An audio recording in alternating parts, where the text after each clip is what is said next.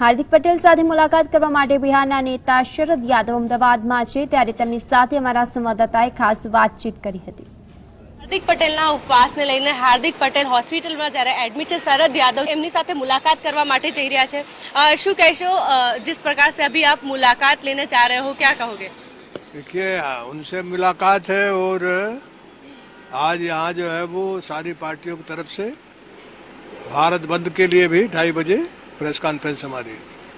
बिल्कुल सर, जिस तरह से उनका उपवास है और अभी आप उनसे किस तरह से जिस तरह से सरकार के साथ भी बातचीत हुई है, आप क्या कहना चाहेंगे हार्दिक से? अभी हमको कुछ मालूम नहीं है, इसलिए अभी इतनी बात है कि उनको अभी देखेंगे और 10 तारीख को सारी पार्टियों का भारत बंद है, उस पर 2:30 बजे प्रेस कॉन्फ्रेंस करेंगे।